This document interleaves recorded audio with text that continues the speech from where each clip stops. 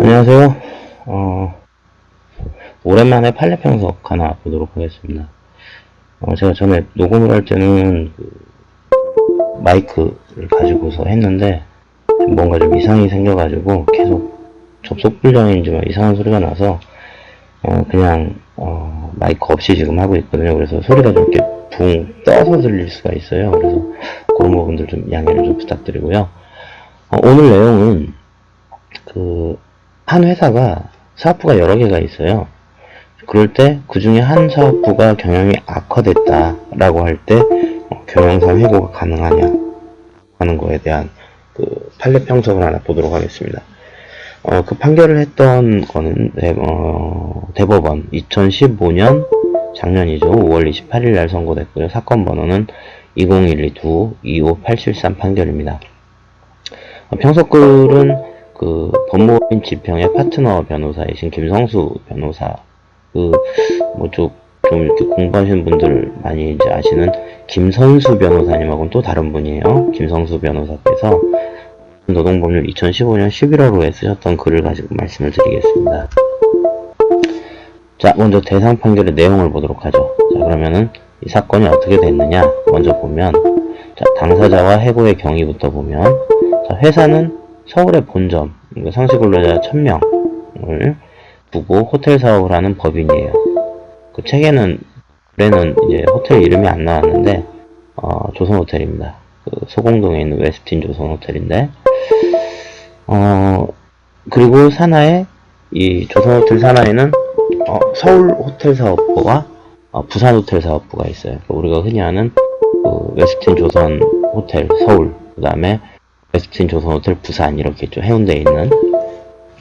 현재 원고는 8명입니다. 근로자들이죠. 1992년에 입사한 사람도 있고, 늦게는 2007년에 입사한 사람도 있고, 주로 객실을 정비하고 기물을 세척하는 그런 업무에 종사하는 분이었고, 사건은 이제 회사가 2008년 이후에 이 서울 사업부가 영업 손실이 이제 330억 이상이 됐어요. 2년 연속. 그러다 보니까 이제 경영 합리화를 하려고 이 원고들의 업무, 이 객실 정비하고 기물 세척하는 업무를 도급을 주는 형태로 이제 경영 합리화 방침을 세우고 실시를 했죠. 근데 이 원고들은 이걸 거부했어요. 그러니까 퇴사하고 도급업체에 재입사하든지, 뭐 그것도 정싫으면 근무부서를 딴 데로 가라, 그런 내용의 이제 객인 거죠.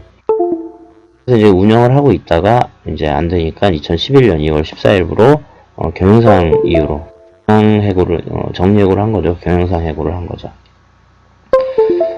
그러니까 이제 요 원고들이 노동위원회부터 달려갔겠죠. 그래서 초심 판정 서울진허위에서는 임박한 경영상 필요성이 없다, 경영상 해고 요건을 충족하지 않는다라고 판단을 했어요. 그러면 이제 회사가 중노위로 갔겠죠.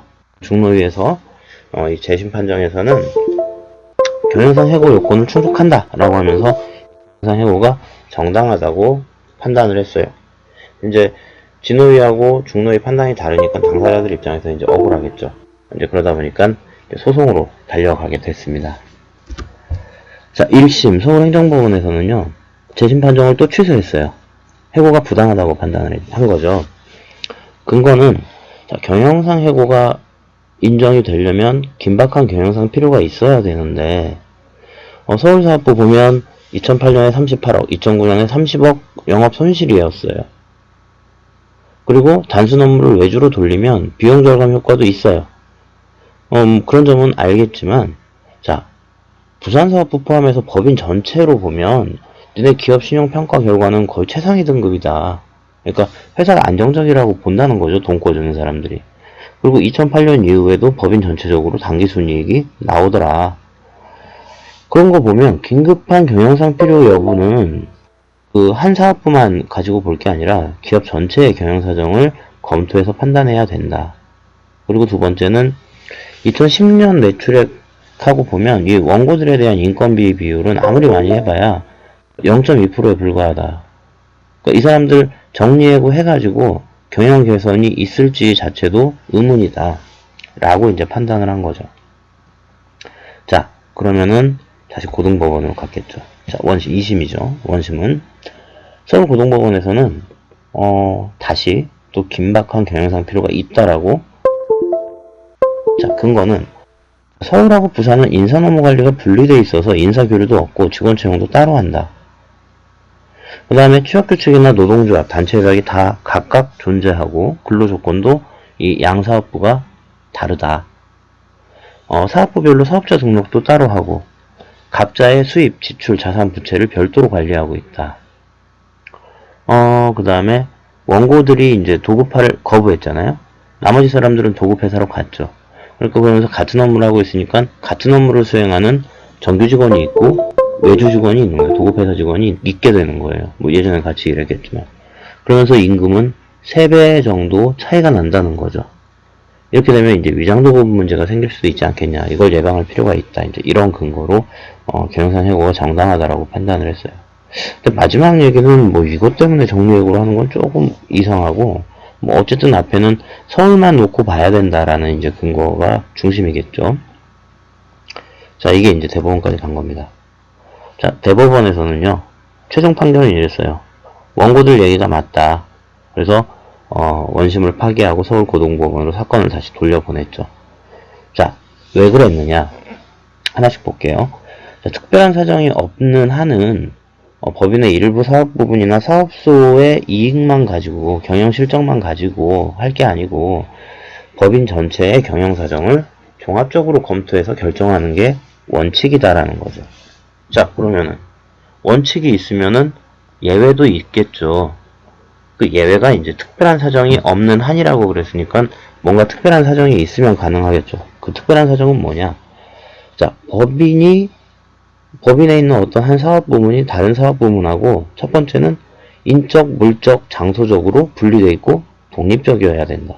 두 번째는 재무와 회계가 분리되어 있어야 된다. 그리고 세 번째는 경영 여건도 서로 달리하는 예외적인 경우여야 된다. 근데 경영 여건이 다르다는 거는 그 사업을 둘러싼 환경이나 이런 게 달라야 된다는 거죠. 예를 들면은 뭐 식품에 대한 그 시장 환경하고 화학 사업에 대한, 철강 사업에 대한 뭐 이렇게 이제 다른 그런 거겠죠. 이건 이제 호텔이라서 부산의 뭐 어떤 경제 상황이 다르고 서울의 경제 상황이 다르고 이런 걸.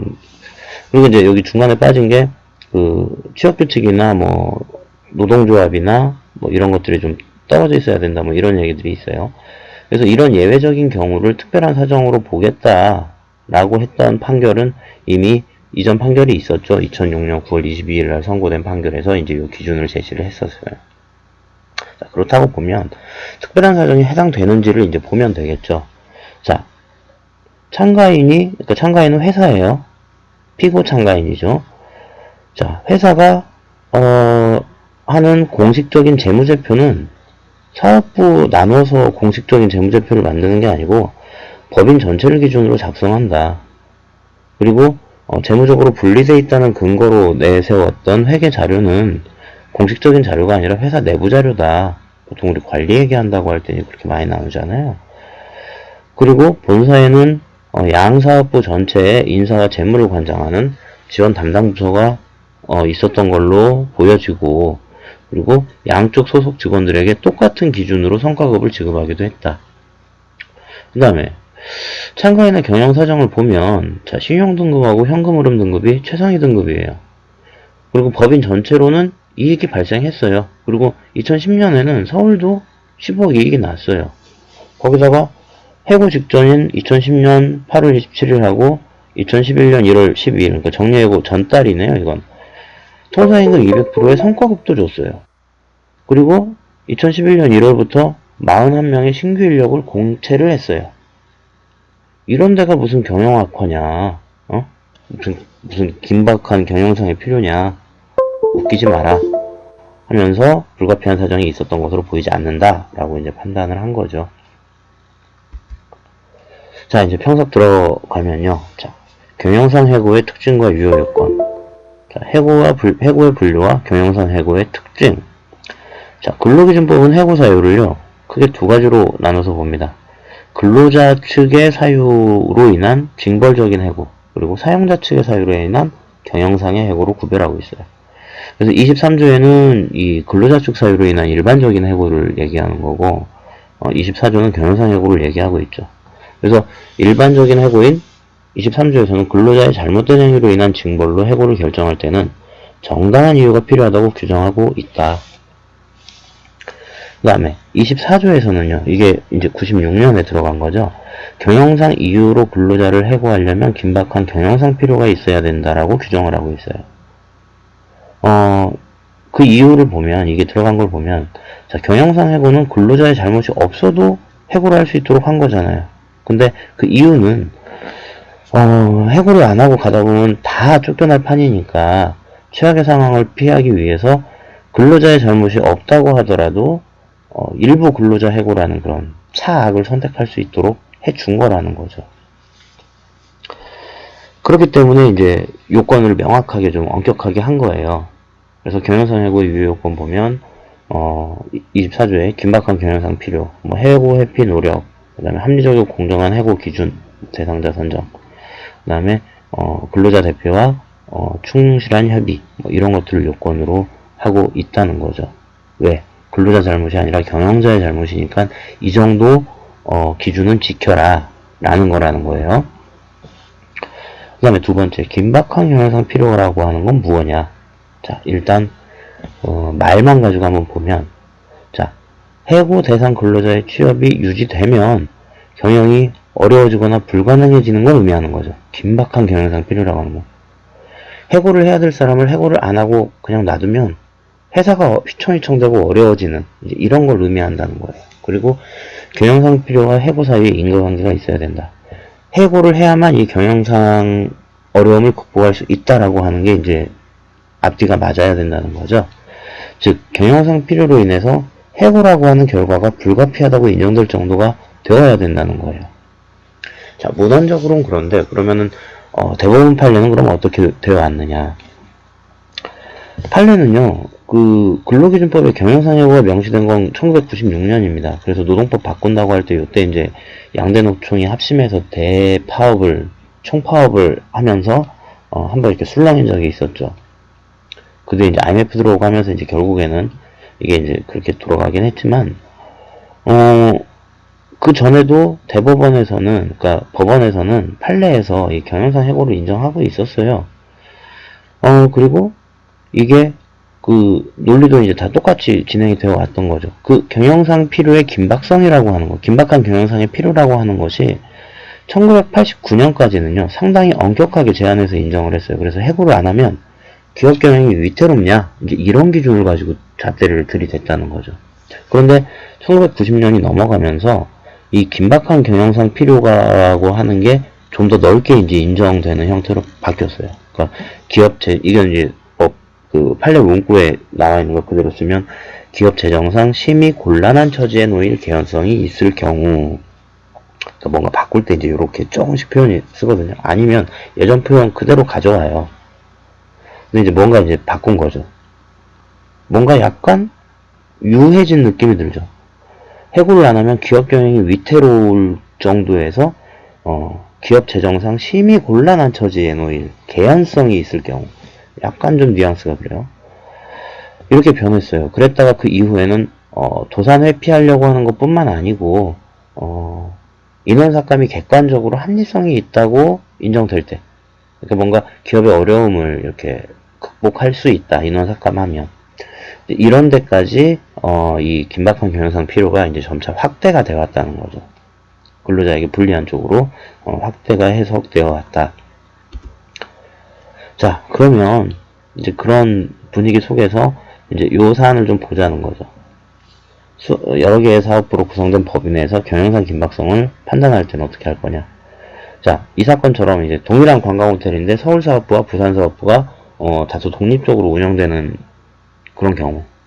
그 다음에 삼성전자 같이 대규모 전자회사가 휴대폰 부문, 가전사업 부문 이렇게 나뉘어서 운영되는 경우, 이런 것들이 이제 문제될 수 있다는 거죠. 이거에 대해서요, 대법원 판례는 원칙적으로 기업 전체, 법인 단위로 종합적으로 판단해야 된다고 보고 있습니다. 다만 자, 특별한 사정, 예외 상황으로 아래 고려사항을 밝히고 있다. 2006년 9월 선고로 이제 정한 거죠. 각 사업 부문이 인적, 물적, 장소적으로 분리, 독립돼 있어야 된다. 그리고 재무와 회계도 분리돼 있어야 된다. 노동조합도 각 사업 부문별로 조직되어 있어야 된다. 경영 여건도 서로 달리하고 있어야 된다. 이렇게 이제 언급을 했어요. 그래서 이제 기준인데, 이게 그럼 다 AND 조건이냐, 아니면 OR 조건이냐. 그 다음에 재무와 회계가 분리되어 있다라고 하는 거는 공식적인 재무제표를 얘기하는 거냐, 아니면 기업 내부적으로 운영되고 있는 걸 따질 거냐, 이거에 대한 대법원 판결은 없었다는 거죠. 그랬을 때 이제 이번 판결이 이제 그런 의미가 있다는 거예요. 그러니까 경영상 긴박성을 사업부 단위로 판단하는 그런 특별한 사정이라고 하는 거는 앞서 말씀드렸던 그 요건들이 전부 구비되어야 된다.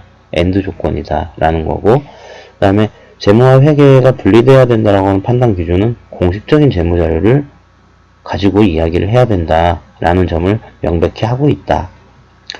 그래서 결국 이 판결은 여러 개의 사업부로 구성된 법인에서 경영상 해고가 허용되려면 특정 사업부 하나만의 어떤 경영사정 악화로는 안 되고 법인 전체의 경영사정이 긴박한 위험에 직면하고 있다는 게 입증되어야 된다는 걸 분명히 했다는 것에 의의가 있다라고 의미를 부여하고 계세요. 그래서 결론은, 자, 경영의 긴박성 판단은 법인 단위 혹은 기업 전체의 사정을 기준으로 하는 게 타당하다. 왜냐, 근로자가 잘못한 게 아니잖아요. 근로자가 잘못했으면 징벌적 해고를 하면 되지만, 경영상 해고는 그 해고 대상자인 근로자한테 잘못이 없어요. 사용자가 잘못한 거예요. 사용자 책임 영역인 경영상 사유로 인해서 시행되는 거라는 거죠. 그래서 그 경영상 책임을 지는 법적 단위는 법인이라는 겁니다. 그 법인을 기준으로 판단하는 게 공평하다라는 주장이시고, 특히 기업의 어떤 부문이 위험에 처한다라고 하면 그 안에 있는 근로자들, 해고하려고 하는 근로자들도 퇴직하고 나면 갈 데가 없는 경우가 많다. 반면에 사용자 입장에서 보면 다양한 사업 부문을 운영하는 법인에서는 어떤 하나의 사업 부문에 이제 위험이 생긴다고 하더라도 분산할 수 있잖아요. 그렇기 때문에 이제 그런 부분에 대해서 법인이 직접적인 책임을 충분히 질 수 있도록 하는 형태로 판단하는 게 맞겠다라는 것이 이 판례 평석을 해주신 김성수 변호사님의 의견이십니다. 고맙습니다.